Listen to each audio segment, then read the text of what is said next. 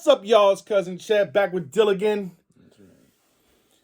here in Dilligan's Island. I think I'm going to change the name of the podcast to Dilligan's Island.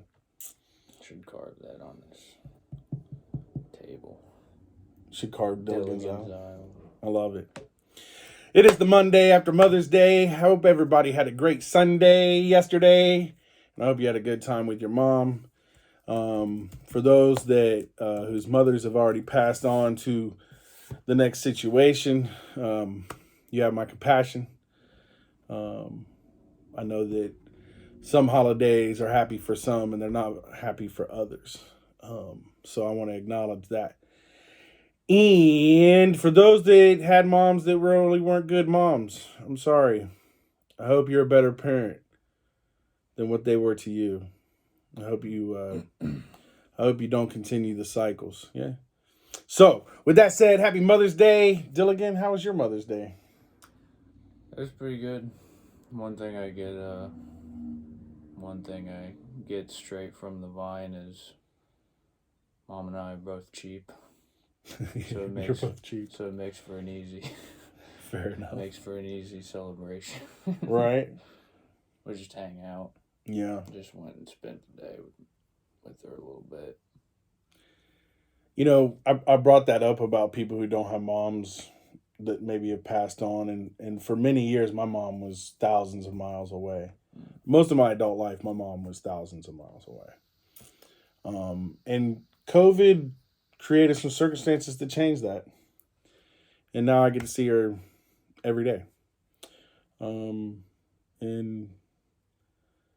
there's part of me because for 20 plus years, you know, Mother's Day, she wasn't here. It was a phone call, you know. There may have been one visit where I was there for Mother's Day over the 20 plus years. All the way up in Alaska. Yeah. But so anyhow, I didn't have that. That's one of the things, like, my nest just picked up and moved when I was like 18. It wasn't like, it was like get out of the nest and go fly, as much as, like, I think that's what it felt like for her. But for me, it was the nest left. You know what I mean? And I'm just sitting in the tree like, and, you know, I could have gone up there. So anyway, that's a whole nother topic. But so for me, this Mother's Day, like the last few Mother's Days, have been nice because I've been with my mom in some shape, form, or fashion. And I'm grateful for that. Yesterday, I asked her, you know, you want to go out for breakfast? She looked at me like I was crazy. She's like, no, I don't want to be out there with all those people. Essentially, she went on to explain that it's like the busiest going out to eat day. It's already Sunday. I respect that. Yeah. So she was like, God, nah. And so then she made breakfast. She made one of my favorite biscuits and gravy, sausage biscuits and gravy. It's that good old down home Cracker Barrel cracker type breakfast. And then so I'm like, okay, that didn't work out. The inviting her out to take her out didn't work out. And then she made breakfast. So I'm like, all right. And so I approach her and I'm like, okay, since you didn't let me do this and you didn't let me do that, I'm cooking dinner. And then I was like, hold on a second. It's Mother's Day. Hey, Mama. Happy Mother's Day. I love you. And I'm glad that you made breakfast. And since you didn't let me take you out to eat, I'd like to make you dinner. What would you like? So I just, you know what I mean? I like switched it up from this like forceful, assertive, I'm making you dinner. Yeah. I'm not taking no for an answer. So anyway, I've been working with a meatloaf recipe, and I made her my meatloaf. Anyway, it was a good Mother's Day. So I'm thankful. You changed it up after breakfast. Yeah. Well, I changed it up. Well, cause part of it was like, you know, she said no, and I'm like, I'm not taking a no more. I'm going to do something for Mother's Day for you. You know what I mean? Yeah, you ate a few. And then when it was all in jest, it was all tongue in cheek. You ate a few biscuits, and you were like, you know, since you cook breakfast, she bashed that. She she did it up with that sausage gravy. That's probably one of her best renditions of it, for real. So, so again, happy Mother's Day, everyone. Happy Mother's Day to Dilligan's mom. I'd say her name, but maybe she doesn't want me to on the podcast. So, you know who you are. And I hope you had a good Mother's Day with all your kids. And happy Mother's Day to my mom, who I don't think she watches. I think she says she'd rather spend her data on something else. Yeah. Thanks for the support, Mom. I respect and relate. So, anyhow, today's theme topic, Dilligan and I had a little discussion. We'd like to be so one of the things about our podcast, number one, freedom to think, freedom to speak our minds as just ignorant, common, average people who read a book or two.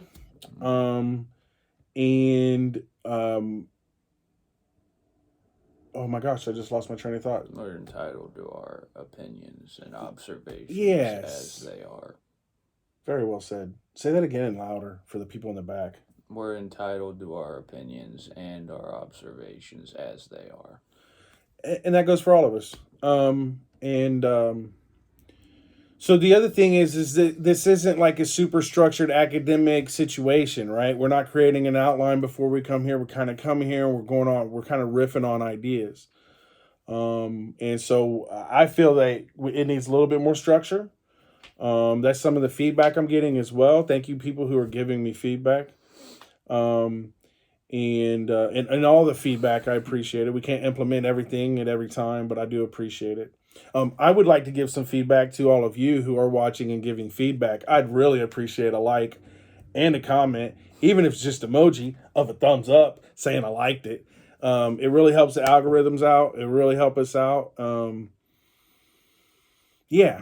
So we try to stay with the theme. We do. Better sometimes than others. Ironically, after having a conversation about structure, we decided to have a conversation about the epitome of no structure. Right. Which is true, and it isn't, because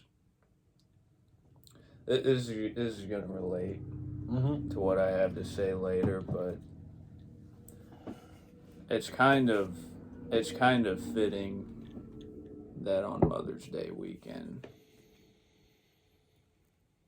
we decided on the topic of dreams. I guess I brought it up, but I say that because I think people tend to look at dreams as something that is totally unstructured. And from what I'm familiar with, well, for a long time at least, whenever I looked into, okay, what's the science, what's the biology of dreams, you'll typically get some sort of interpretation like, well, we have this rapid eye movement stage in our sleep, and the neuroscientist's best guess is that this is how all of the stimuli you encounter during the day gets compressed into memories is during this REM sleep. So it's like there's this phase during your sleep where it's like it starts off your brain waves are kind of in mid transition, so it shuts off your limbs and your motor movements, and then it hits the deep sleep, which is essentially like once you've hit that sort of paralysis, your body starts like repairing inflammation and torn muscles and fractures and breaks. It's like that's the second stage of sleep, is this deep sleep. And then right after that, it's your brain waves switch modes, and suddenly your eyes and your ears and your senses just start becoming stimulated. They just start reacting with no stimulus. I'm gonna jump in real quick because one, I don't think people are gonna appreciate the segue that my man put out there because I think it got drowned out a little bit by That's me. fair. And that is what he was saying is we're having this topic about structure, and part of our idea of structure is we want to stay more focused on a theme per the episode. And for this episode, we did decide together with your idea that we would talk about dreams. And what he was saying is, we talk about structure, but here we're going to talk about this very unstructured, unfamiliar phenomena that is part of an aspect of life. And like I said, I don't think people caught what he was laying down there. That was actually a good segue that I did not want to be missed. And so now I think that from the perspective of even with what you describe as like putting together tendons and muscles and all that, to me, that's the phase when we're doing when our brain is doing its organizing, right? So it may look unstructured to us, but it is the process of creating structure. Yeah. Right. It is repairing the ligaments, the muscles. It is, in my understanding, similar to what you just said. It's basically like my brain is just filing shit away, right? And building my memories, as you said, putting it into my subconscious, deciding what's important, what's not. And for me, as part of a dream, the way I see it on a real basic level is I'm just kind of like what we see is we don't see with our eyes, right? Our eyes take in light, and then there's some image created in the back of our brain, right? And so to me, the dream is just that back of the brain. I'm aware of it, and I kind of see the synapses as they get welded together, get spliced together, get separated, you know what I'm saying? Get organized. And that's why for me dreams tend to have this very disjointed for an example, I went to at least 5 different school districts growing up. So as a young person, it was not uncommon for me to have a dream and I would be in one school, but it would be people from another school, right? And so, and even like when I joined the Navy, sometimes I would have dreams that I'm in high school, but it's all the people on my ship. You know what I mean? And so, and I just rationalize that again is I'm just, I'm witnessing the phenomenon of all these things coming together in my mind. Do they mean anything? I don't know. Or is it just me watching the process? And it looks really weird because it's like being on fucking acid because it's weird. Yeah. You know what I mean? It seems like nonsense. Because because it's not reality, right? It's not reality. It's all these little bits of my reality that that my brain is like processing. So I'm like seeing, it's like moving at like a bandwidth of like whatever the fucking biggest bandwidth there is possible, right? And I'm over here on dial up. Beep, beep, beep, beep, beep. You know what I mean? So my senses can only process like a very small portion of all this information that's happening. And so what I see is just that bit, right? That little, this part of this school, these people, as my brain is putting this all together. You ever seen Alice in Wonderland? Yeah, I've seen the cartoon and the Johnny Depp one. The Tim Burton one. I'm thinking more of the cartoon. Well, I found this out recently that so Lewis Carroll, the guy who wrote Alice in Wonderland. Didn't he write? He wrote a lot of stuff. He's a very popular. Lewis Carroll? Yes. That makes sense. I've only ever known about his. Can I pull up a different tab? Yeah. But found out recently he was a theoretical mathematician. Okay. And one of the impetuses for his writing Alice in Wonderland was he wanted to write a fairy tale, essentially, that incorporated a lot of his mathematical concepts into the story. And what he came up with was this dreamscape in which he places this young girl, Alice. Mm-hmm. And she's wandering around the dreamscape, and she's just trying to figure out how to get back home. Or trying to figure out where she's at, more or less. And Well, she got to figure out where she is in order to get home, right? yeah. In order to get out of there. Yeah. But go ahead. But it's like, for instance, that scene where she goes and sits down with the Mad Hatter and the rabbit, Mm-hmm. has tea. There's this little, it's this little episode, this little exchange between these two characters where they're sort of waxing philosophical about the nature of time and when is a thing and what is a thing and is a thing only existing in the now, or is it existing later while at the same time it's existing in the past? You know, if my teacup right here,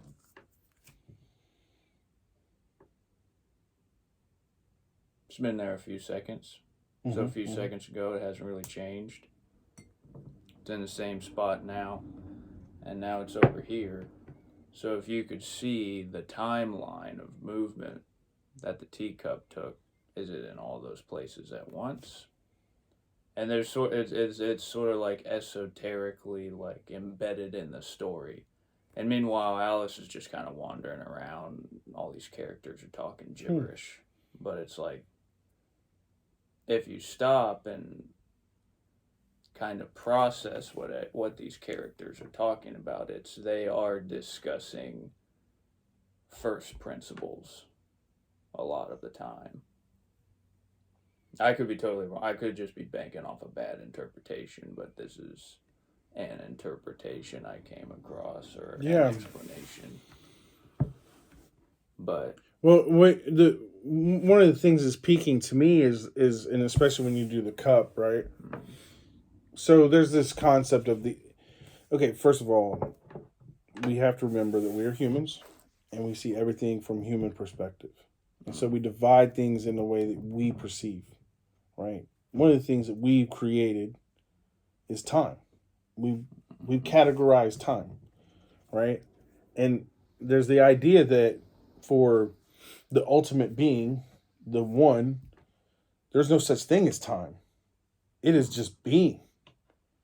And we're inside of it, and we, it's what I heard referred to as the eternal now. I think Eckhart Tolle was one person I heard describe it as the eternal now, right? Mm-hmm. And so, yeah, it is kind of there all in at the same time. Mm-hmm. It also made me think of, and I'm not sure if this is true, Alice in Wonderland quantum physics. Yeah, the allegory of quantum physics. I think this is the book. Alice in Quantum Land. Yeah, this might not be the book. But there was I'm pretty sure there was this may have been it. It's been a while. Anyhow, if this is the book I'm thinking about, this is called Alice in Quantum Land by Robert Gilmore. And was reading this book. I was like 25 when I read this book. But what I remember specifically about this book is I believe it was talking about photons, and it was describing this idea that they would shoot photons through this. Basically, it's like this board, right? These photons, these are light, right? The double slit experiment. The double slit experiment, right? And the thing is like they couldn't determine which hole the photons would go through. Yeah. But they would, right?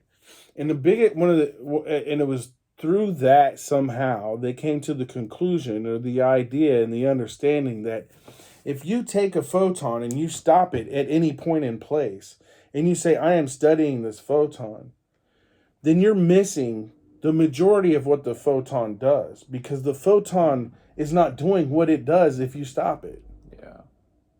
If you stop it in that moment in time, you're no longer really looking at a photon. It's almost like it's moving through time it's almost like it's moving through time as a singular object, not step 1, step 2, step 3, step 4. There's this bizarre fuzziness where it seems like it's almost like a supersymmetry. Yeah, it's like a supersymmetry where it's like it's kind of what it is occupying all those spaces all at once and at each individual time, but it's in all those times kind of moving, running together. Like that's what the photon is. It's something. It's not the individual dots. It's the image that. It's the image that connects the dots. One of the ways that I looked at and considered that is that when you take something and you investigate it in one moment, you're taking it out of its context. Yeah. It's not doing what it does. It may be doing some of what it does. If you take me in this moment, there are certain things that you'll be able to notice about me. Physical characteristics, my heart rhythm, temperature, blah, blah, blah, blah, blah. But you can't stop me in this moment and assume that you know me just because of how I am in this moment. Because I am much more than this moment. Everything that I've done has brought me to this moment. And this moment creates the next moments to come.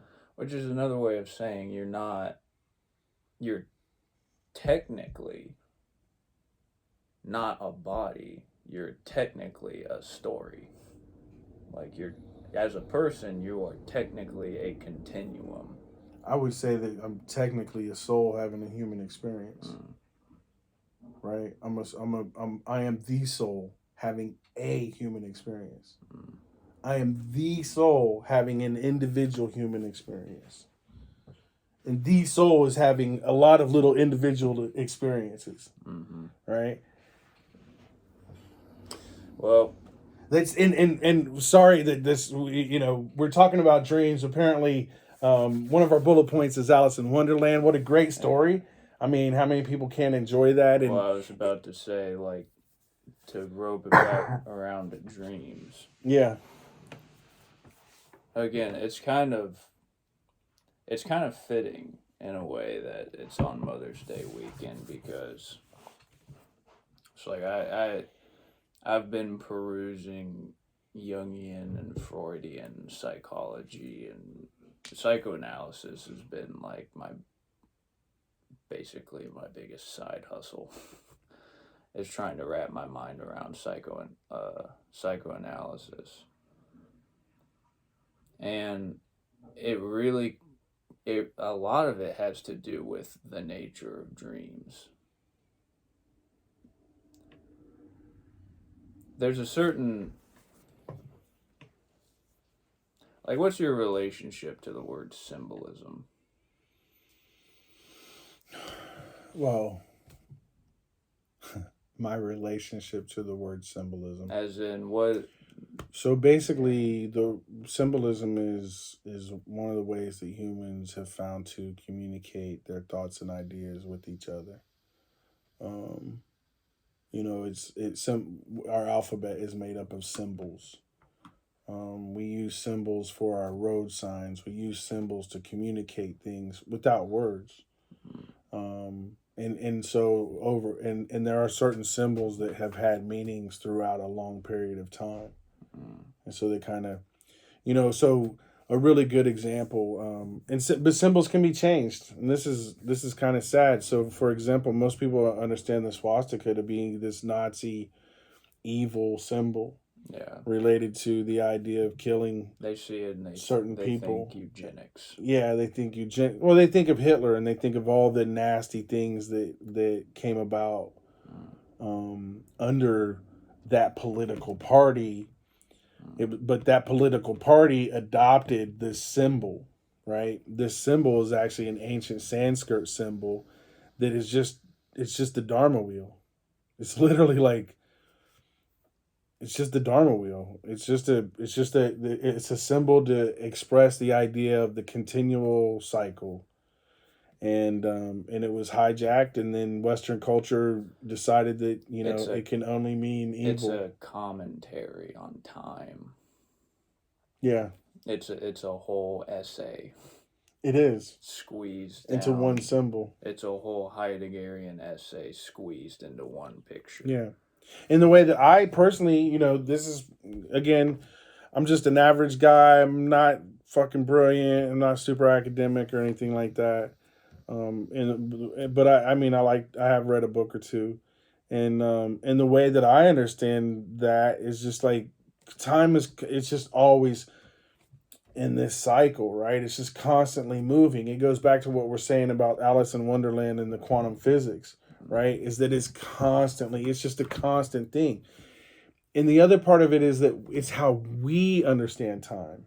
I think sometimes we forget that we are not the center of the universe.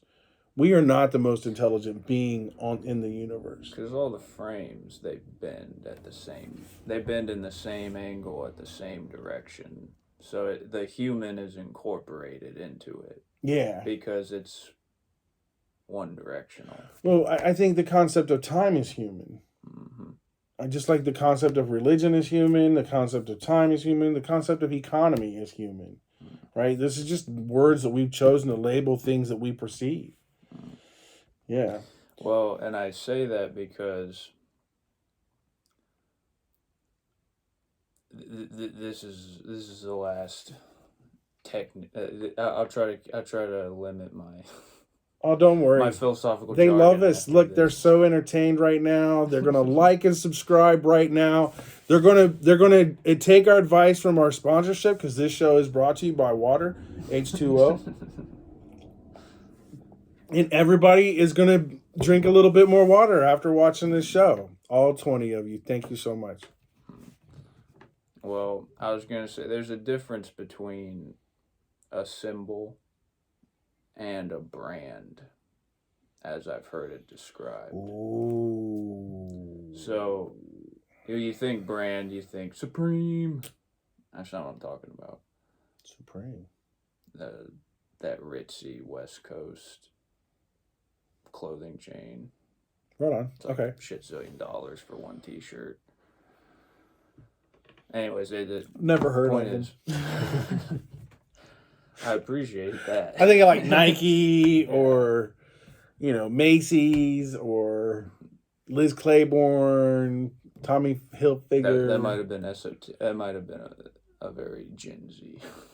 Yeah, man. Look, this just showed me how old I was. Like all you young people that are watching probably laughing at me. Look at that old head. He doesn't even know what Supreme is. Because that's how young people talk. But but like the idea of a brand is like a mark, like yeah, like a it's ownership, bro. It's cattle. This is my cattle. It's kind of a misconception today to think of like Nike and Adidas and Supreme. Like that kind of a brand is a brand that's loaded with symbolism. Sure. Because like the Nike swoosh, that little check mark sign. Mm-hmm. To my understanding, that's supposed to look like the rings of Saturn. Like the angle. Is Saturn Nike? Because Nike is Greek. It's the ring. It's like the angle of the ring. My question is the Roman god that is called Saturn, does it relate to the Greek god named Nike? I would imagine. I'm guessing. Well, at any rate, like like the what was it called? It wasn't the Finder's Cult, was it? Dudes who all castrated themselves, dressed up in solid black robes, and then stuck on a pair of Nike shoes. and then all dropped a bunch of cyanide tablets and just checked out as soon as this comet was passing over. Not heard about that one specifically, but I've heard about some, yeah. Unless I'm mistaken, I believe that's the Finder's cult. Okay.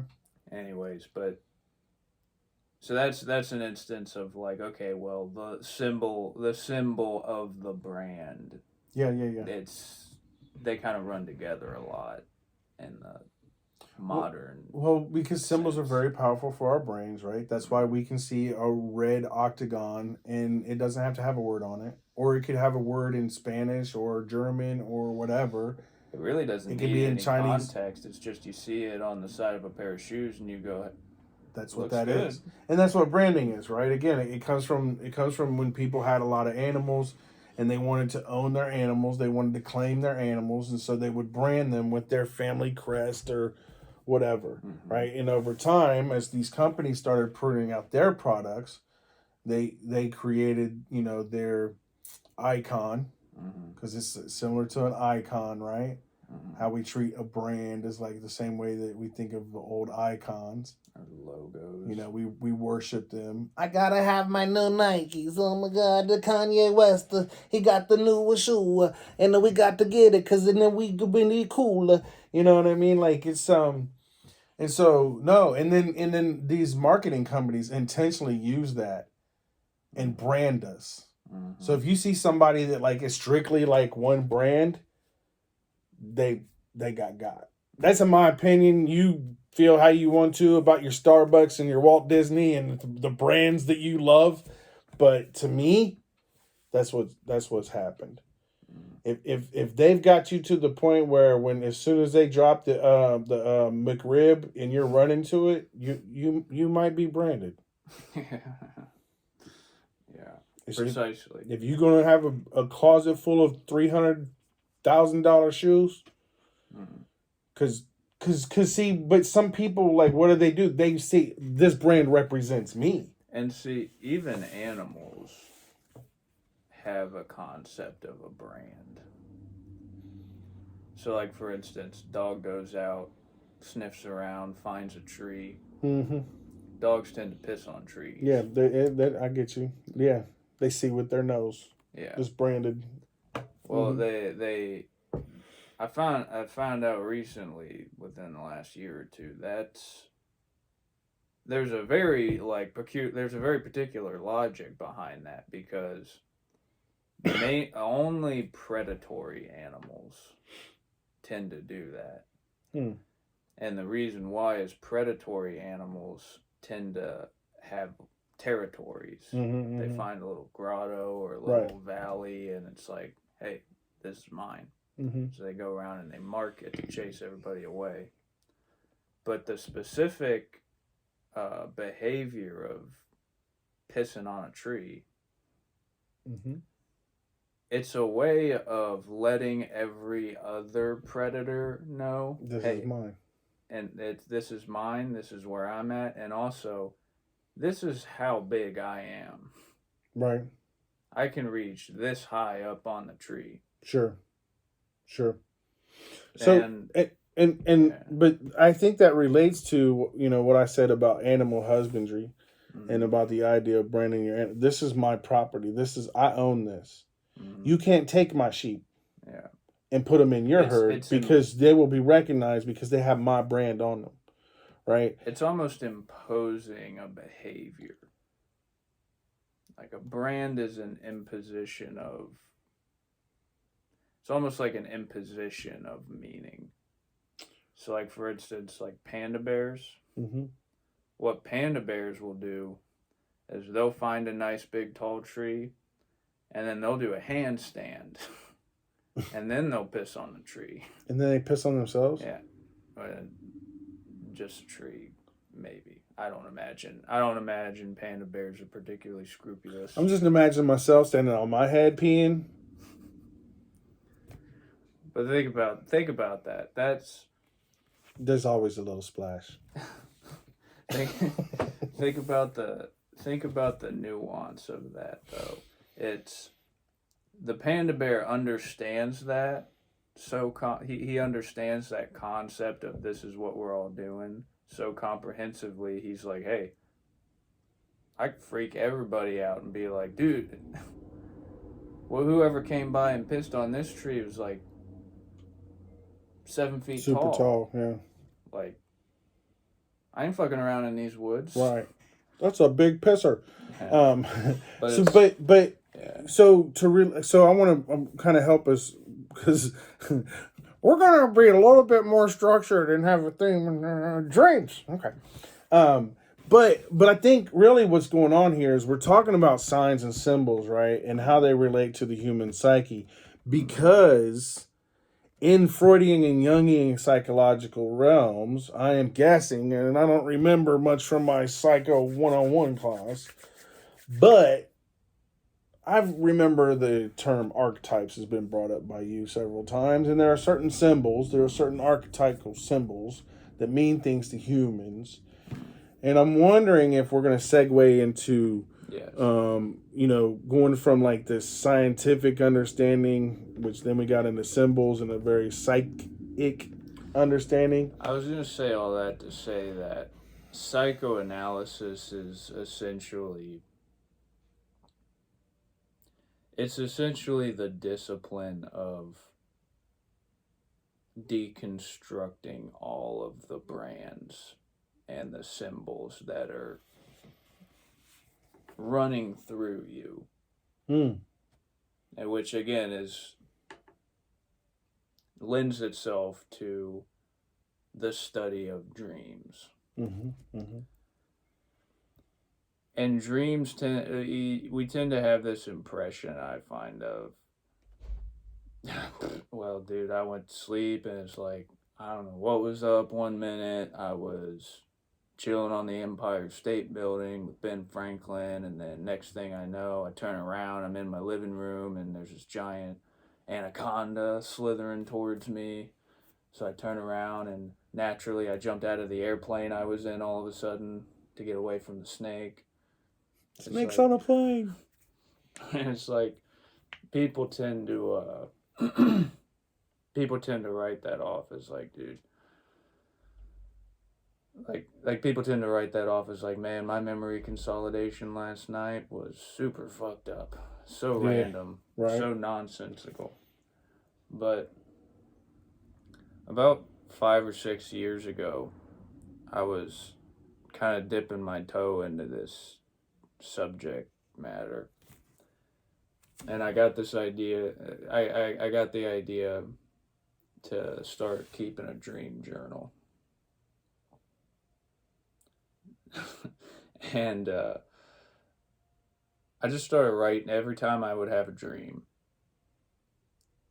because as far as I could tell, I didn't really dream that often. So it was like every time I had a dream, instantly, as soon as I woke up, pull out the pen, pull out the notebook, and write down everything that I could remember, because otherwise it tends to just slip away and you forget about it.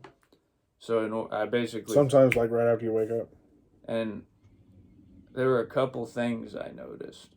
The first thing I noticed was my ability to recall my dreams after like a year or two of doing this. Again, I was having pretty scant dreams.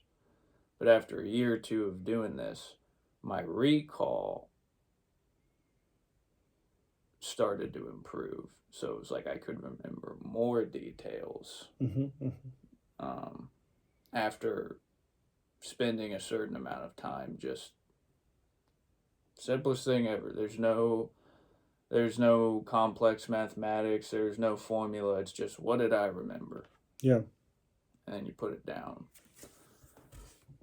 After about a year or two of doing that, my memory recall of my dreams started to improve on its own, regardless of whether I had the notebook or not. And then 2, my dreams themselves started to change. So my dreams started to shift from this sort of scatter plot of nonsense, like the one I always think of when I say that is, I've had this type of dream where it was like I'm on a motorcycle and I'm riding the motorcycle, and it's like I pull into Texas Roadhouse And I show up, and I didn't even get anything to eat. I just showed up to walk into a big, busy restaurant, and I was like, "What's up, everybody?" And everybody was like, "What's up?" And everybody just hung out for a few minutes. Sound like the Fonz and Happy Days. Yeah, exactly. And then Hey. and then I left. I hopped on the bike and I took off, and then it was like I'm at some big like suburban resort, Right. and it's like there's people are chilling around the pool, and there's like herons and swans like lining the roofs, and it's like that sort of scatter plot of there's no narrative. Like there's no plot. It's just a bunch of like Wonderland gibberish. Yeah. Well, after a certain amount of time, my dreams started to shift, and they transitioned. Like there was this marked transition to the point where it was like it went from pure Wonderland nonsense to about every time I had a dream, I would wake up, and instantly my first thought would be, "All right, what did that mean? Like, what was that trying to tell me?" Mm-hmm. And a couple instances I can think of. I had this dream. I'm in a swimming pool, and I'm just kind of treading water, and it's outdoors, and there's this big wraparound cement sidewalk, like you see.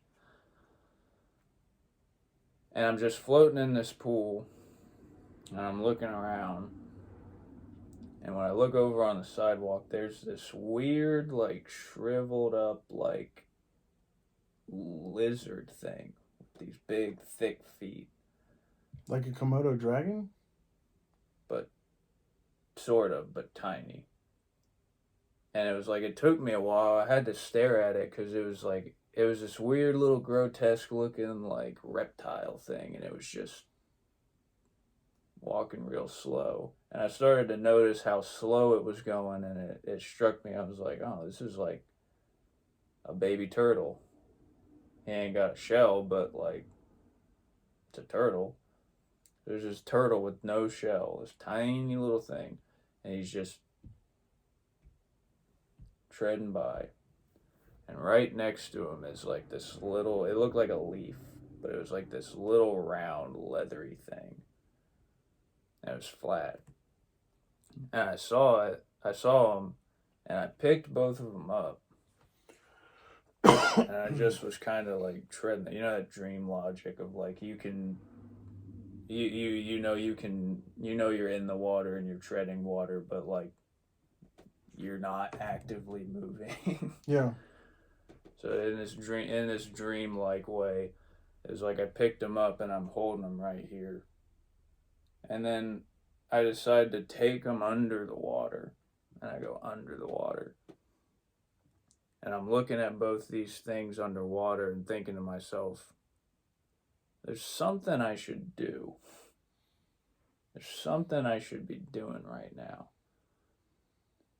And so I thought about that for a little bit, and then I just let them both go.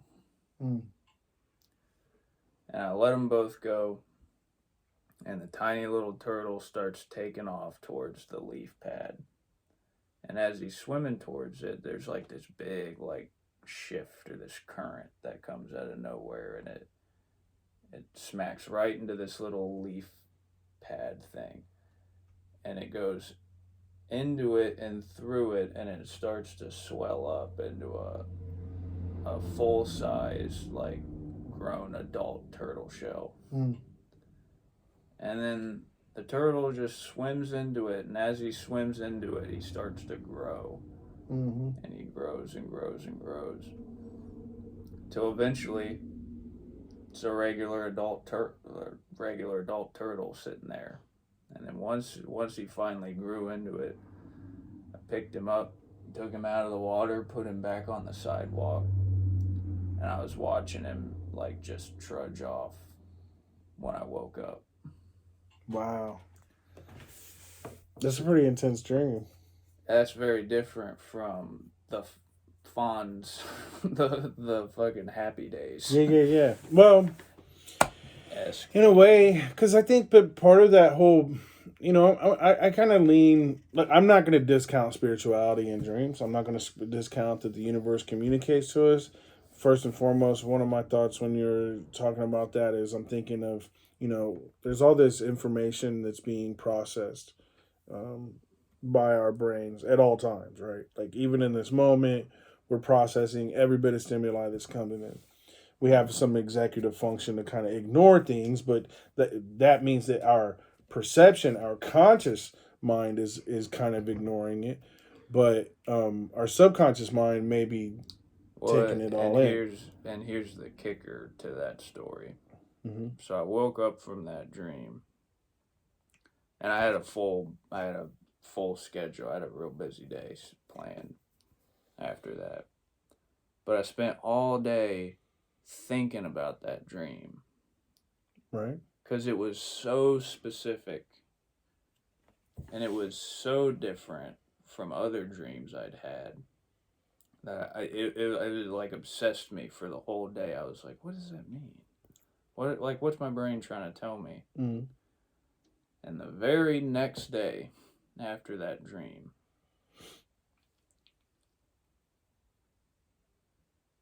my girlfriend of 5 years, only girlfriend I'd ever had, I was absolutely smitten with this girl from the first day I met her.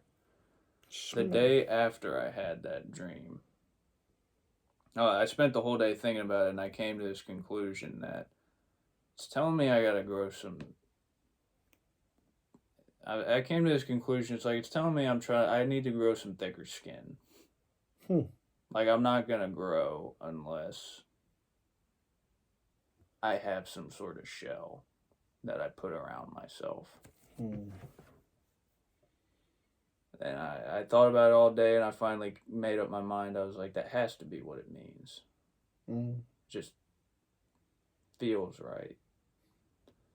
And then the day after, my girlfriend of 5 years, only girl I'd ever had only girl I'd ever had feelings for to this degree, tells me she doesn't think she loves me anymore.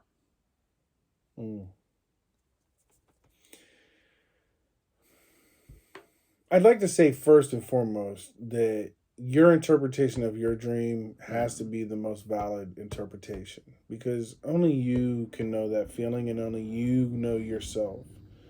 Again, if we're going with the idea, like what I said earlier, that it's just we're processing information.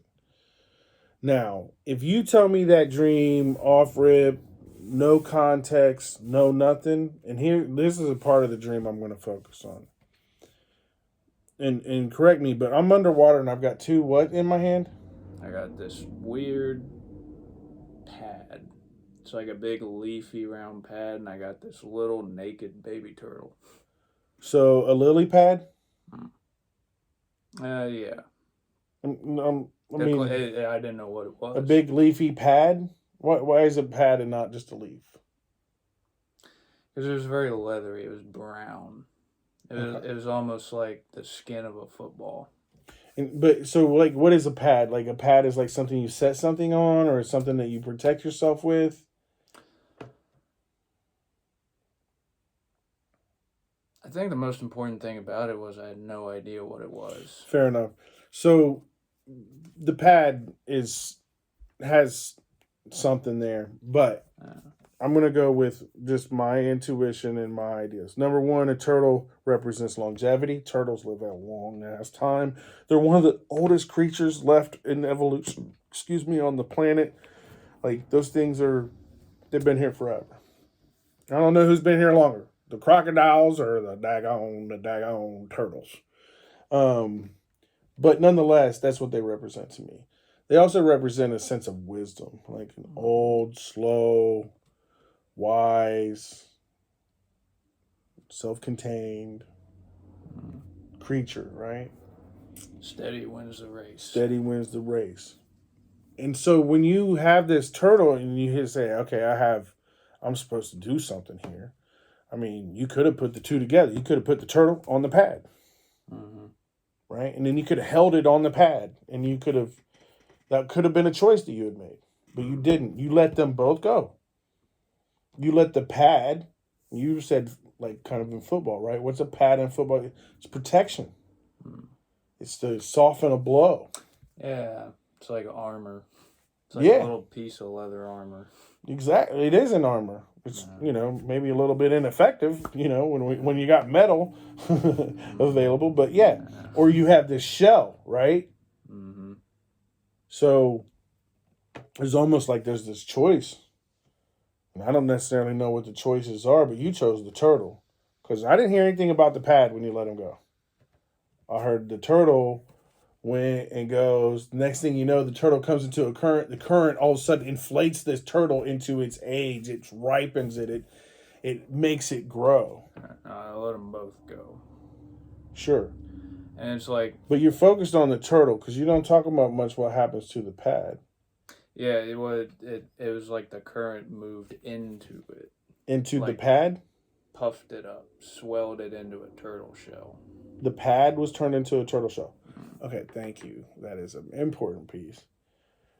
Okay.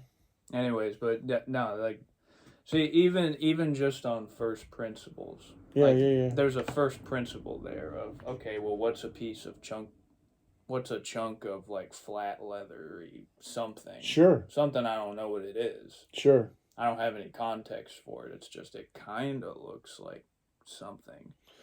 There's just this idea of this baby turtle now that this pad is what turns into the shell. Now that definitely means this is armor. Yeah, there's two objects. There's something I have a little bit of context for, and then there's something I don't have any context for. Which one do you have context for? The pad? The turtle. The turtle. I was able at least to recognize, okay, this is something. Yeah. This is something I recognize. Well, so for me, what I'm trying to kind of get at is, there's that armor aspect, but it really is just kind of like you are the turtle. Mm-hmm. You know what I mean? And you're going to go into the current of life, and you're going to grow. Mm-hmm. And you need a shell. Mm-hmm. You need to look. You need to protect yourself. Yeah. You know what I mean? Well, and it's like, it's utter nonsense if you don't have some degree of symbolism. Yeah, because that's what I just did with that turtle, right? Yeah. And the pad, right? I'm like, okay, what do these symbols mean? And the thing is like, I kind of came to that interpretation without necessarily being able to put it into words, but it was like the images themselves.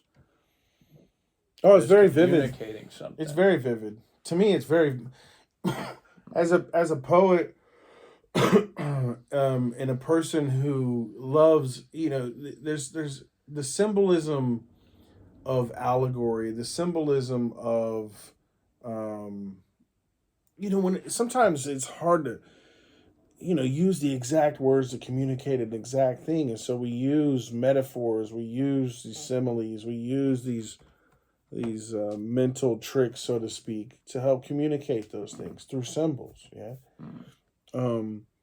But there's like a way to read it. Well, I think you could look it up, and there's a lot of people that claim to have the science on it, and they can tell you, if you dream a cake, it means this. If you're running in a dream, it means this. This type of dream is this. Well, and it's like, I mean, you can look those up. You could look that up. We could look up right now, what does a turtle mean in a dream? Go ahead. Well, it's like you can theorize, you can attribute some sort of meaning. You can impose a brand on it. You can impose some sort of meaning. Yeah.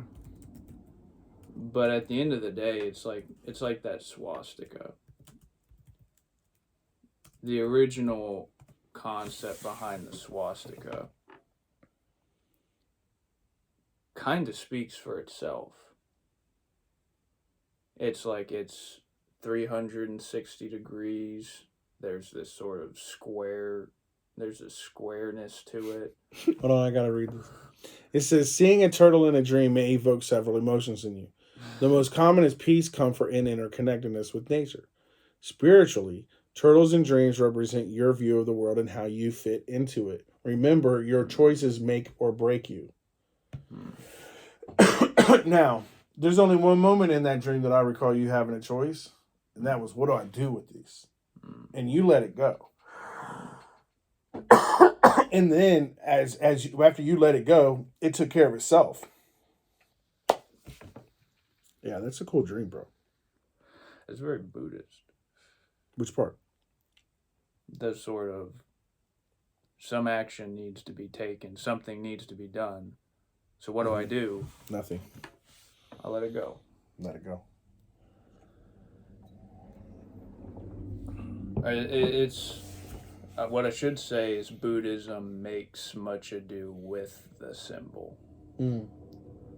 with that concept. But anyways, I say all that to say that that was the transition in the types of dreams Mm-hmm. that I started to experience. Mm-hmm.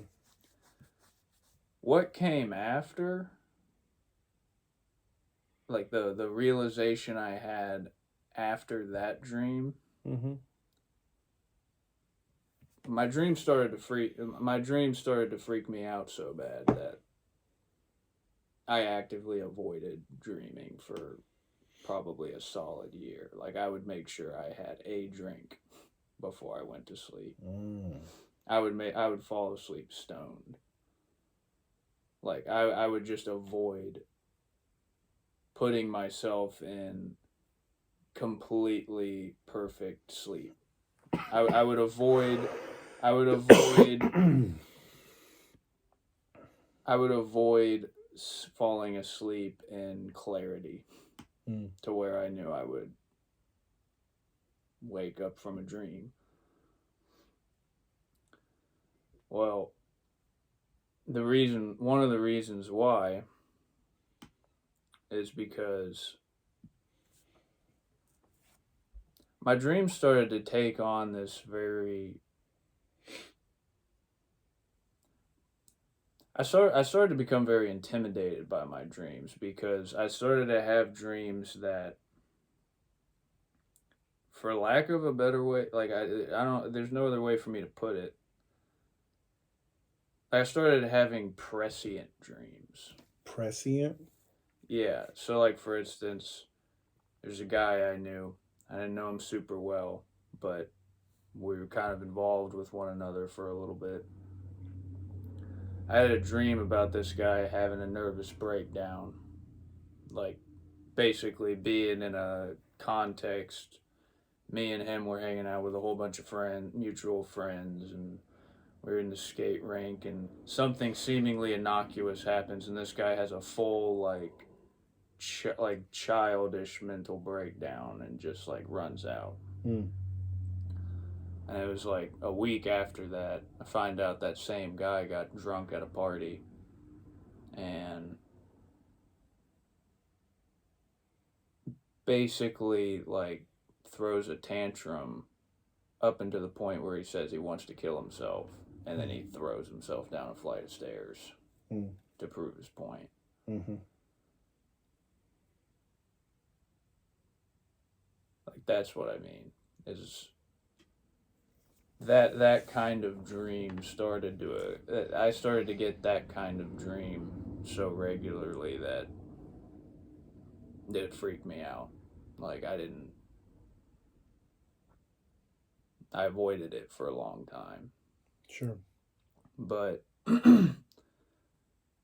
anyways, to get away from this little kind of this little dreamscape transformation I went through, I was having this conversation this week with a couple of guys I work with. And this buddy of mine from work and I basically found out that we basically realized, like, we've had virtually the same dream. Mm. The context is a little different. So for me, the dream goes, it's the only lucid dream I've ever had. Mm-hmm. It's the only dream I've had where it was like I'm in the middle of it and I realize, oh, shit, I'm in a dream. Mm-hmm. I'm going to look around. For him, it was a recurring childhood dream. But so my version of it is I'm outside, I'm standing on concrete, it's raining outside. There's this giant white building. I'm looking at the building thinking it's like concrete, it's square corners, like heavy, like almost like pyramid sized stones. Yeah. Well, I see this thing and I realize I'm in a dream and I'm looking at it, I'm thinking, what could this possibly be? And then I get this little aha moment. I'm like, oh, giant white superstructure. I was like, maybe that's my skull.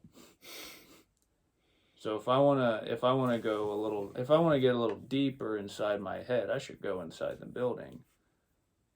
And so I go up to the building and there's a escalator going down. And I remember consciously getting on the escalator and going down into the building thinking, yeah, this makes sense. Like if I was going into myself, I'd go down. So I'm probably on track. And then I go inside, and there's like these tight alleyways with all these boiler pipes, and it almost looks like a submarine, like the inside of a sub, in a lot of ways. But I'm walking through these like boiler room alleyways, and I turn a corner, and there's this and inside the building, there's a whole nother building. And it's a big courthouse.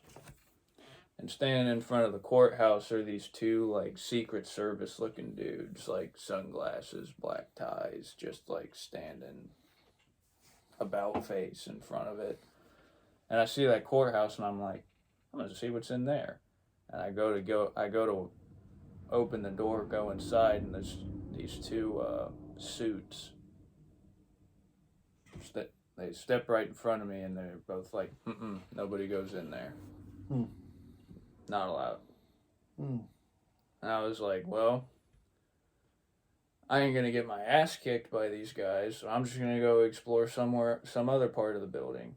And then it was like I just kind of wandered around. Nothing crazy happened. And eventually I found a big window where it's like I could see the rain and the fog, and that was the end of it. Well, my buddy had this dream as a kid that happened to him over and over. He was explaining how he's in a field. He was like, it's around 8 o'clock, probably, based on the way the, midsummer 8 o'clock is. Sun's about to start setting, and it's storming.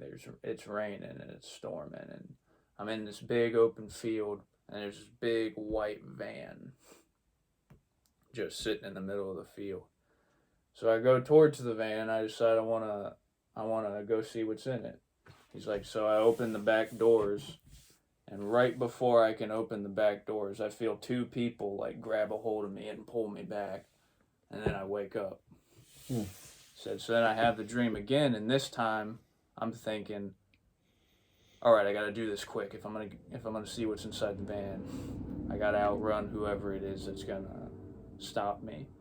So he had this recurring dream where he's sprinting towards the van trying to fling the doors open, but every time there's two people that just pop up out of nowhere and just grab him, yank him out of the dream. That's funny. And it was like, okay, there's symbols there. There's a white structure. There's a big white space that you want to go inside.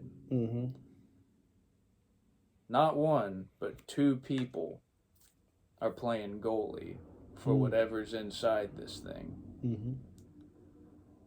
And it's raining. And it's like I'm still trying to mull over what I think the symbolism plays into, but it's like it was interesting. It was fascinating to me because I started having this conversation with these two coworkers of mine, and it was like the one guy had like like the one guy's dreams, like almost always had to do with him encountering the devil in some form or another. Mm. And then in one of the dreams, the devil catches him and squeezes him inside this dungeon and puts him against this, like, faces him towards this weird fleshy wall. And then he steps out, and then he appears out of the wall in a Buddha pose. Mm. Sees himself, and it's like that was more or less the nature of his dreams. We started having this discussion, and it occurred to me, like, both these guys, these younger guys, like, there's profundity, like there's a profoundness Mm-hmm. to. I'm trying to figure out how to put that exactly, but it's like there's something automatically, like, thrilling, fascinating about your dreams when you know how to slot the symbols together. Like, when you know how to read the dream, there's something automatically profound. I think that you can let other people tell you what things mean and whatever, but I think that dreams are really specific to you and your symbols and how you understand them. I think that, you said a lot there. And I don't know what that dream could mean. I find it interesting that you just turn around and walk away, and this guy will go after it again and again, even though he knows there's going to be two men that are going to wrap him up and carry him away. Obviously, he's not afraid of them, which is kind of, because it's like I guess in a way, it's like how you look at authority. Like, there are, let's look at this world that we live in right now. There are definitely people that are hiding information from us, whether it's your parents who, hide the fact that Santa Claus isn't real for a long time, and, the secrets of adulthood, so to speak, There's always and then, of them. well, you got two parents, right? But then there's and the two could have meaning. The two could only have significance in that it just takes one extra person to have you turn around. That's what I'm saying. You know what I mean? Like, so for me, my experience with dreams is number one, I don't have a lot of visual dreams. I smoke a lot of marijuana, and if you are a regular marijuana smoker, you don't do visual dreams. They say you don't do REM sleep as much. I don't know. Maybe that's what's wrong with me. Maybe there's nothing wrong with me. But I do have dreams on occasion, and when I do have dreams, they do tend to mean more to me. Like, the other day, I had a dream about an old coworker. Right? This girl is like 20 years old, 21 maybe. You know what I mean? I've always considered her, I call her prima. I always call her, which means cousin in Spanish. But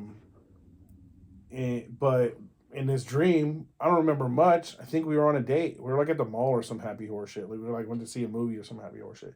It didn't matter to me. For me, I was like, holy fuck, why am I dreaming of Janisa? Let me call her and check on her. Let me just call and check on her. Because, like, that's one thing. When people show up in my dreams these days, I call and check on them. If they're deceased and they show up, then I assume that I just had a visit. Like, my best friend after my best friend passed away, I had several dreams where, like, he would just be in my dream. He wouldn't say shit, wouldn't do shit. I can remember one explicitly. He just sat next to me in the car.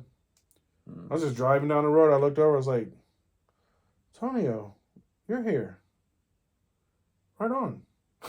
And then I was like, oh, I'm dreaming. Oh, I'm dreaming. You know what I mean? So that's one thing for me. I went lucid a long time ago. I don't know what it is about me. You went lucid. Yeah. I learned how to I learned how to just recognize I'm dreaming, and then I can become lucid like pretty easily. See, I wonder if that has something to do with the weed. I don't know, because my impression of getting high off of marijuana. Well, hold on. So I don't really don't think it does, because I think before, like even when I was in the Navy, I wasn't smoking every day or a lot. And lucidity for me in dreams is just something because, these are kind of conversations my mom would have. My mom and my grandma would look into like Edgar Casey. Have you ever heard of Edgar Casey? Heard of So it. Edgar Casey was this like dude. He would go into this trance and he would interpret dreams for people. He would cure people's illnesses and shit like that. A really fascinating character. He's got a museum in Virginia Beach, with some of his writings. He's very fascinating. Very like if you're into the esoteric, into dreams, into the like a spirit realm, and Edgar Casey kind of seemed legit to a lot of people. But nonetheless, my point is that like this kind of talk is something that was around. So the idea of interpreting my dreams and thinking about my dreams is just something that I was exposed to at a very young age, and so I don't know, somewhere in my early 20s or whatever. Well, I know when it happened. I can't tell you how old I was, but I know the dream because I had a recurring dream. I had a recurring dream that somebody would be chasing me. They could just be walking behind me. But I would be walking or running, and in one step, I would just start going up. And I would go up, and I would go up. And this wasn't like, oh, well, yay, I'm getting away from this person, right? It was like, oh, I'm just, for no reason, I'm flying now, right? And then I would get to a certain point where, like, this fear of heights would kick in.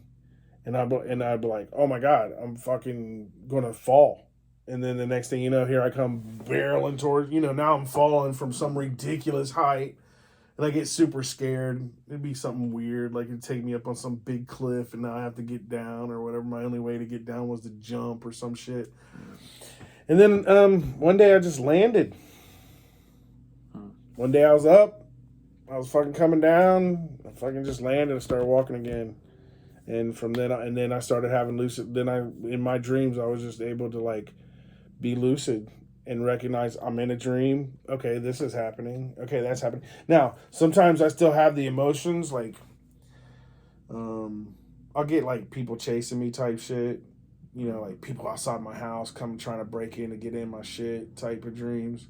See, I think that it's still those types of dreams, those futuristic dreams, those anxiety dreams to me, they're still just the brain processing shit.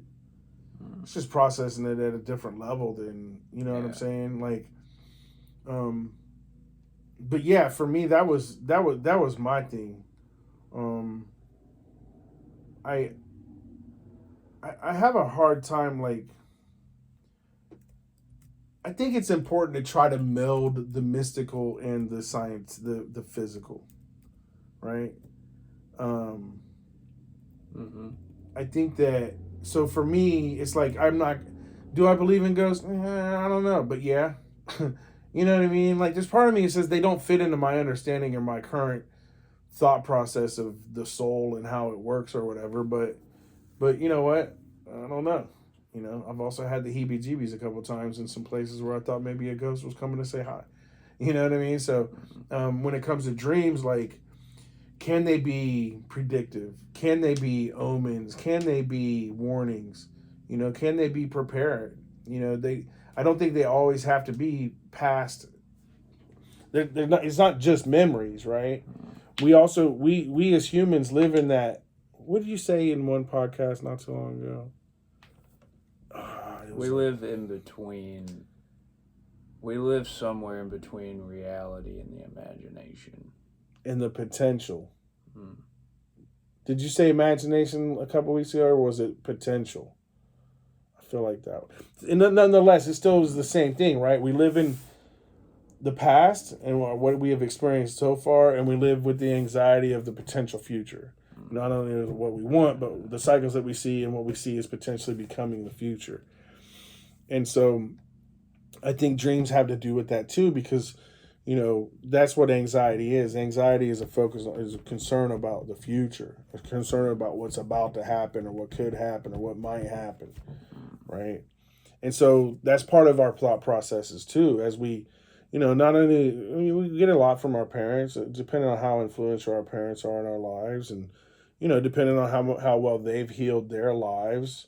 You know what I mean? And as much as they want to put on their cycles onto us, or they want to put their unrequited passions onto us. You know what I'm saying? Um, and so there's the complete process of um, integrating that, Mm. and I think that's a big part of. Will you click on where actually you're looking something up, but I was going to say dream theory. I want to see what that says. So we're looking at dreamdictionary.com right now. And it looks like a pretty decent resource. There's some dream ideas. No. Go back. Right here, dream theory. So some of the headlines got a dictionary, common dreams, and it has a drop down box for different common dreams. I just wanted to look at what it said about dream theory and read this first paragraph. According to dreamdictionary.org, excuse me, dreams have always been a mystery since the beginning of time, throughout time. Dreamdictionary.org, you need to proofread. Throughout time, there has been many guesses behind the reasons for dreaming. Some say that our dreams are messages from our unconscious mind to our conscious. The messages are able to guide us and lead us on the right path. Others believe that a dream is just a dream with no real significance behind it. Okay, that told me absolutely nothing. I said that 30 minutes ago. This is almost feels like it's written by the AI or some shit. Yeah. Like or someone who I was gonna say dreamdictionary.org is. But anyway, it's a reference. Yeah. I mean, it's got some. Because here's the thing about dreams. It's kind of like death. We don't know. Like literally, like go ask a sleep expert at Mattress Firm because they're trained in sleep, and they can tell you all about dreams.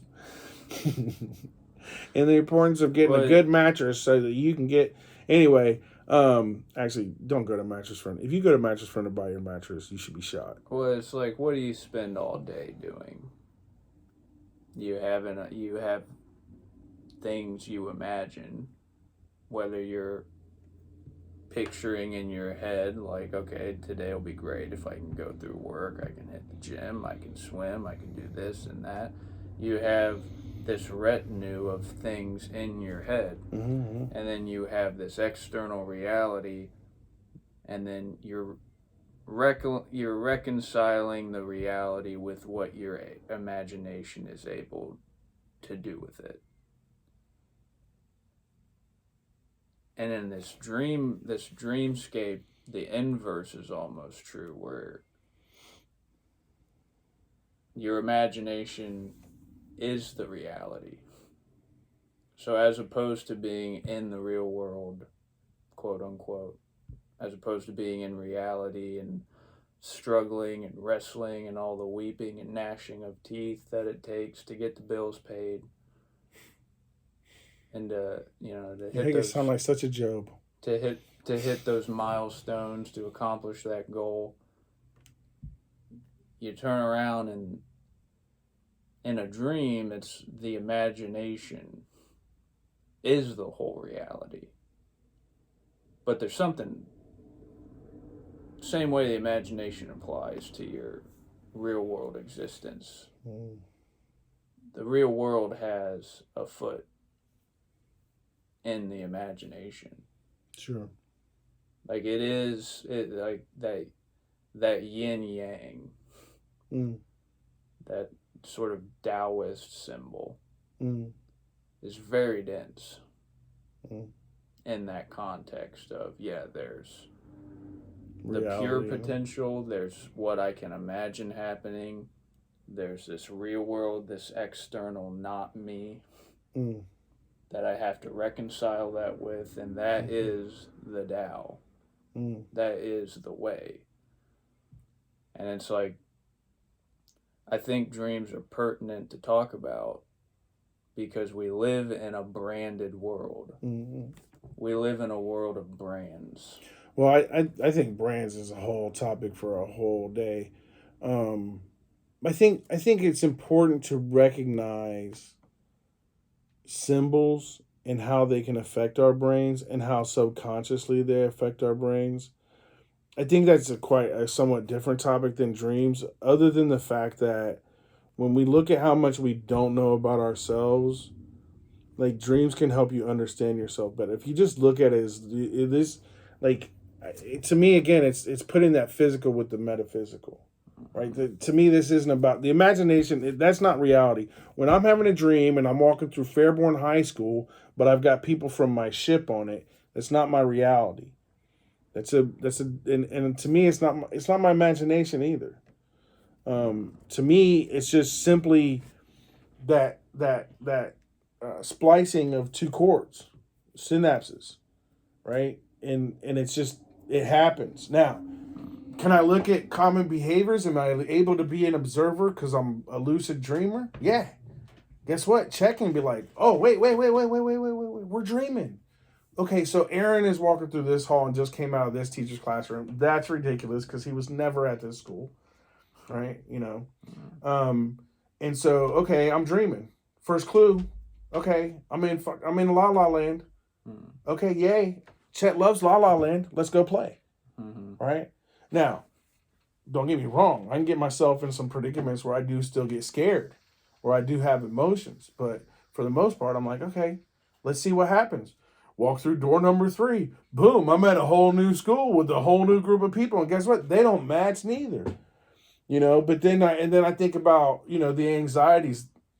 Like, I don't know, did you ever have the I'm sitting in class naked dream? Freak out about it? I did. Had it all the time. Don't know why. But apparently I had an anxiety about my body image and about, being seen naked, about people seeing the full me. You know what I mean? I had an issue with that, right? And I can look at certain instances in my life and say, you know what?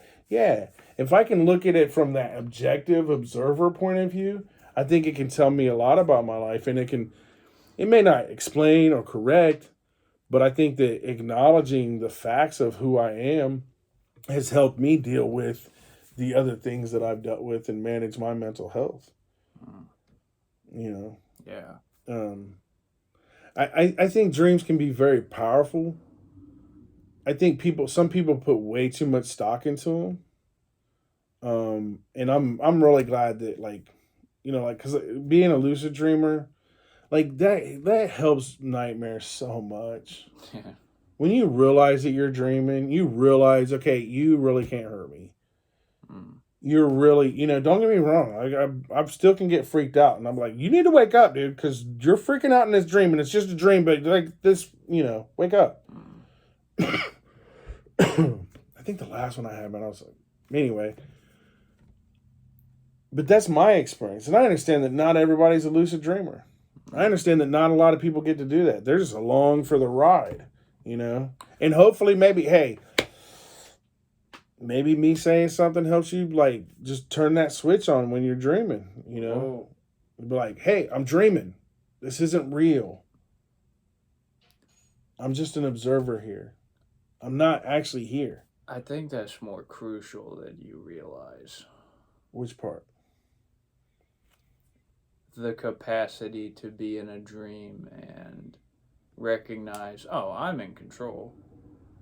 Maybe I'm not in control, but like,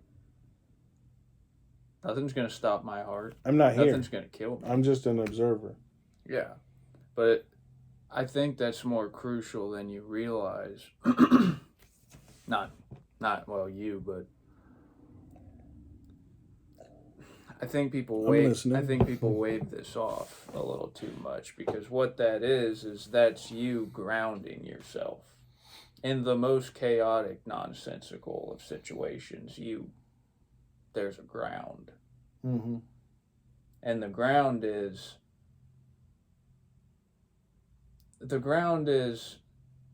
not exactly, I think, therefore I am, but this is all me. Yeah. This is all my impression of whatever this is. Yeah. And it's there's a flexibility to it. It's not all me, because it's not real. It's like a movie. It's just a screen. It's just visual images going across my mind. Now, I can attach to them or not, just like I can in the real world, right? Like we talk, we could People talk about different meditation practices, mindfulness practices.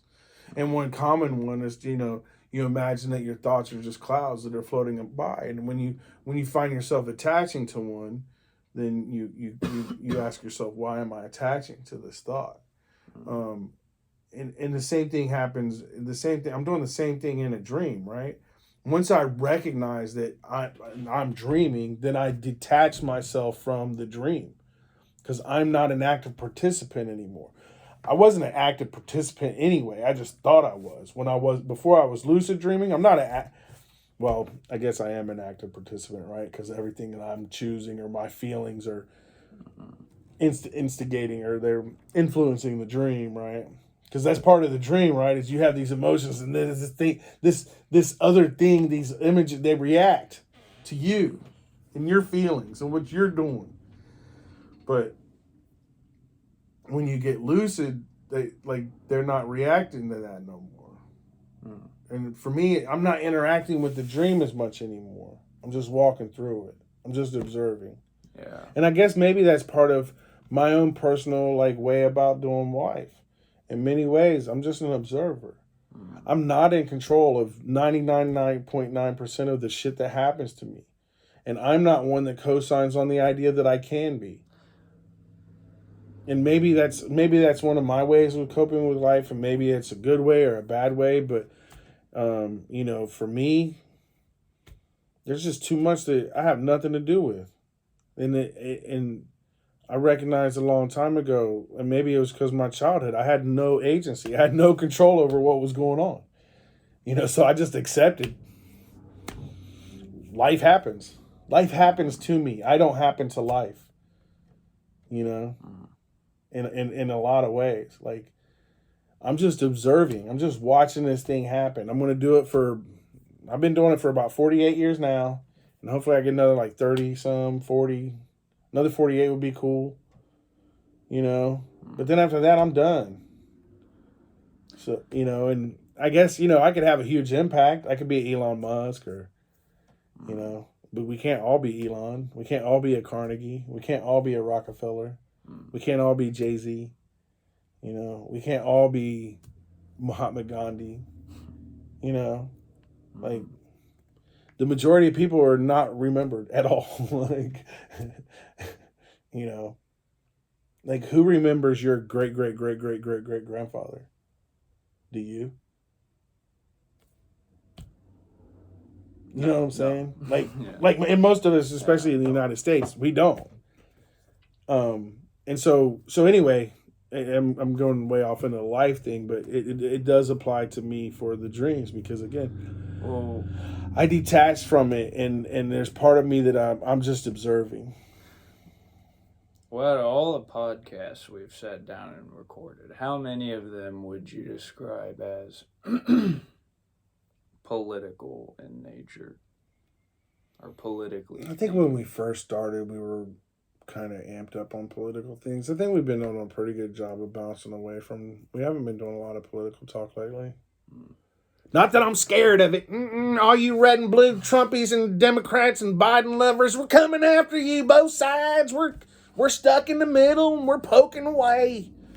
I made that up. I don't have any intention of doing that. I say that because, that's one of the things you and I have always had in common is you feel like an observer. Yeah.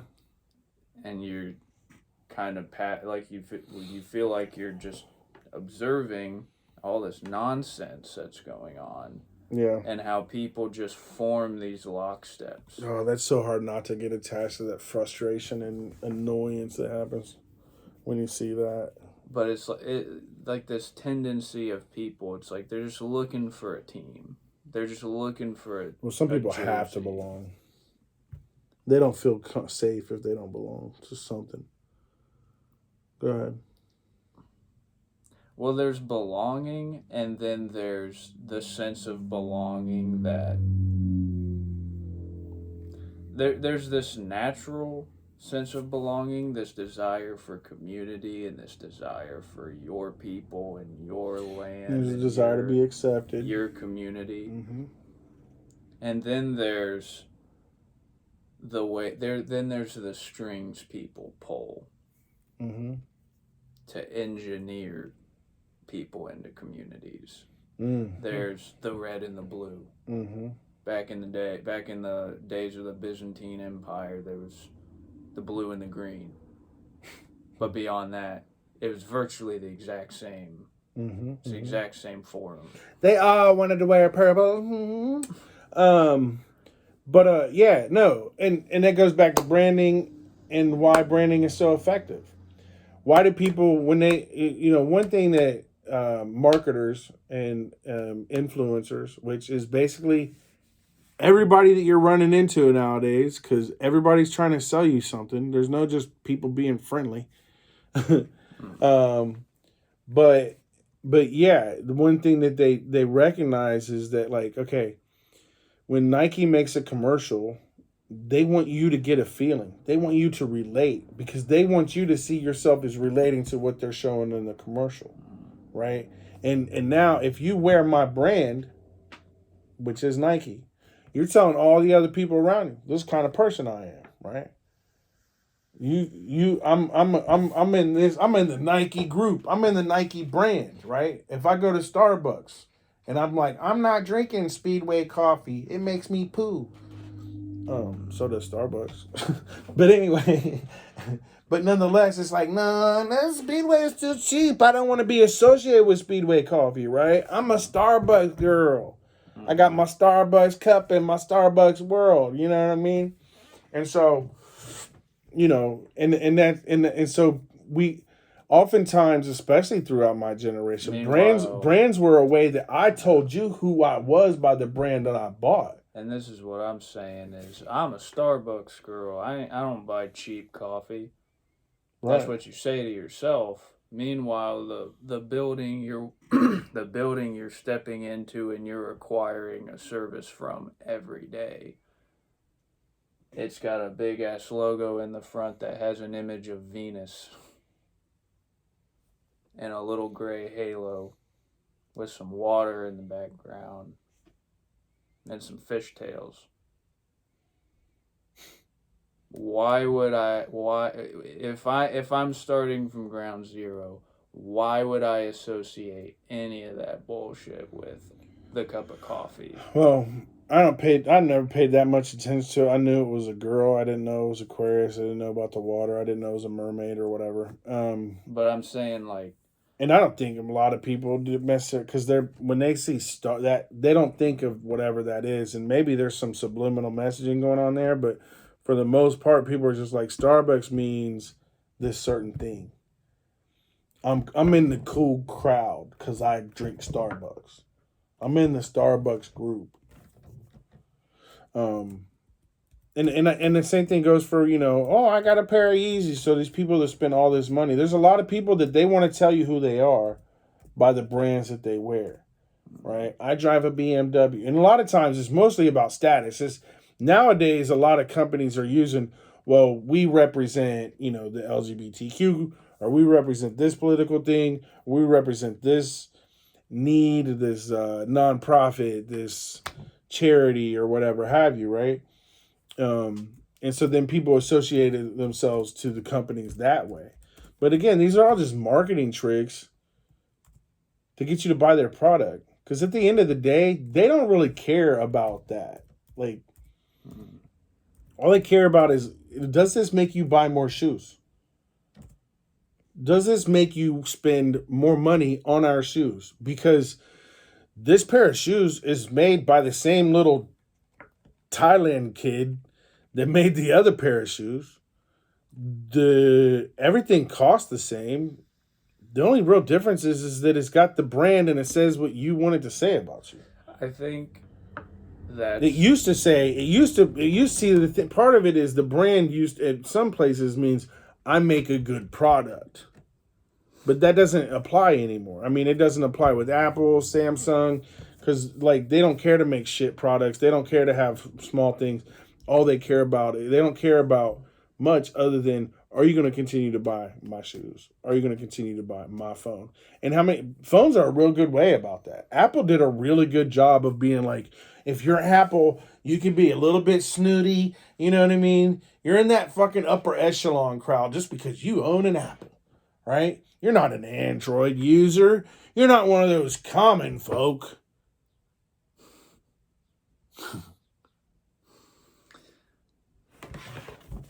Uh-oh, we got a drinking Kool-Aid situation going on here. I think what you're describing, Mm-hmm. the broad, the sort of small picture economic concept of, I think the small picture of, okay, well, what's our bottom line going to be this year? I think that's the kind of thing middle managers are worried about when they're thinking about the brand. I think the manager you hire in or you outsource to market, that's what they're worried about, is what's the bottom line? What's the GDP going to be?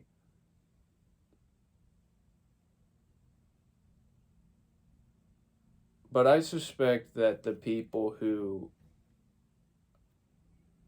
the people putting pen to paper and designing these logos, the people, not the managers, but the owners of all these products and all these brands, I think there's something very intentional. I think there's something very intentional about the branding, about the logos, about the designs.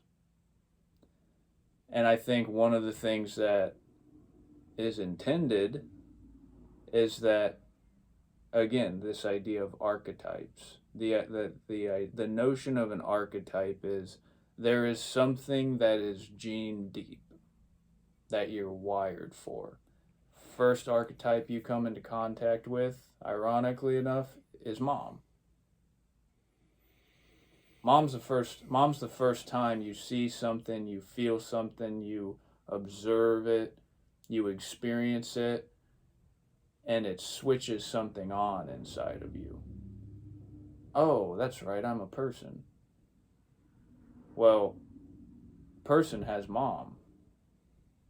And then eventually you realize, well, there's mom and there's dad.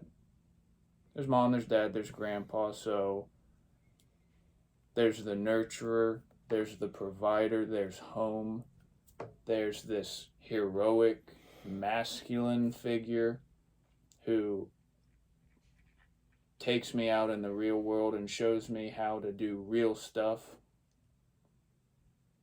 And then there's grandpa, there's this wise old man who's well past his prime. There's these archetypes. Mm-hmm. But it's like a child who doesn't have a grandfather, a child who doesn't have a dad, a child who never knew his mom. At some point, as long as they're being raised and cared for properly, and they're not just being thrown away in a box with an IV drip in their arm, as long as they're being raised, something moves that kid when he encounters a mother figure. You can be adopted and have just as profound of a relationship with your adopted parents. For all intents and purposes, as profound of a relationship with adopted parents. I think we're social. I think we're much more social than what we try to portray. We need other people. We learn socially. The thing that makes us successful as a species is our ability to communicate, which is our socialness. Right? It comes strictly from if we're not social, we don't have a fucking reason to communicate with each other the way we do. And we learn from talking to each other. That's first how we learn. That's what why this podcast is important to me, because I don't have to be academia to have an opinion. I don't have to be well versed. I don't have to have a fucking degree in dream psychology in order to talk about it with my friends and to have a valid fucking opinion about it.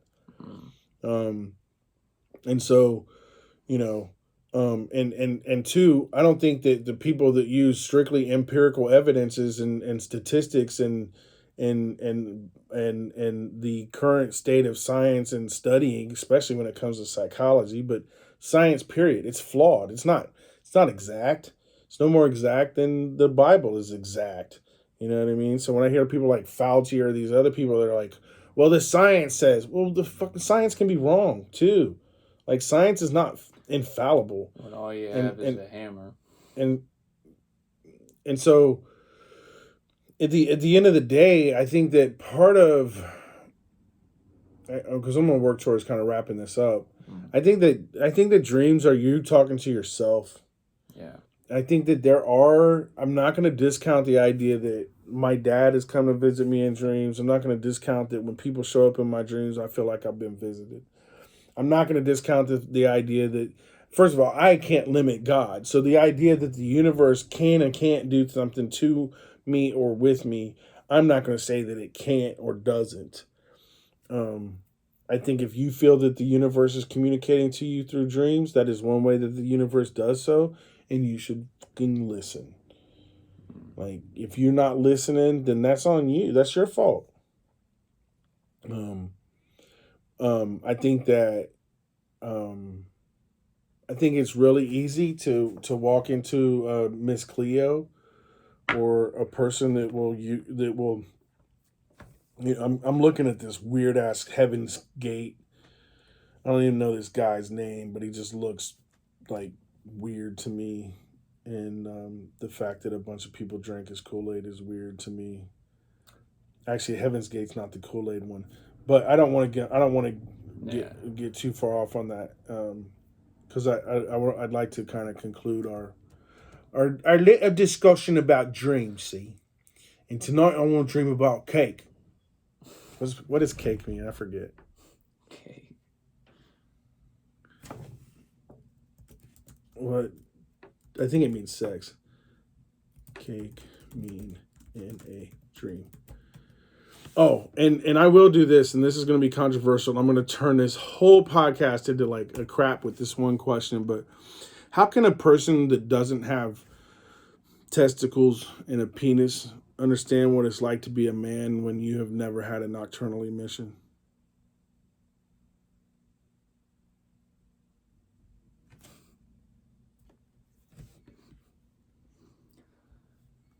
No, the science is Cake appearing in dreams is usually positive signs. The stimulus of dreams typically relates to good luck, things, and a peace of mind in moderation. So yeah, let me dream about some cake. All right.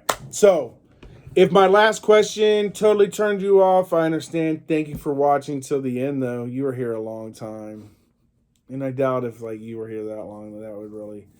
I just want to make us think. I just want us to think. I think that's what being awake is, man. Is being conscious, thinking about things critically, and enjoying a conversation like this. Thank you, Dylan, for. and take your dreams seriously. Yeah, but not too seriously. I don't like yeah, but at the same time, remember it's just a bunch of synapses, man.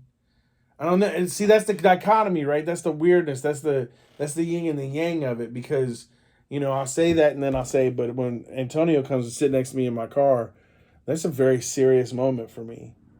You know what I mean? I'm like, Tone just came to visit. He didn't say shit. He didn't say nothing. He usually doesn't say anything at all. He's come to see me like 5 times in my dreams. He usually never says anything at all. And so, yeah, but how serious do I take that? I take it pretty serious. It's a visit. But other than that, like I also can't take it like 100%. I'm not going to run around telling her, hey, my best friend came to see me last night. How was your day? Pretty good. My best friend came to see me. Well, you can't say that because you sound like a lunatic to a whole bunch of people that are walking around in brands. Ooh, damn.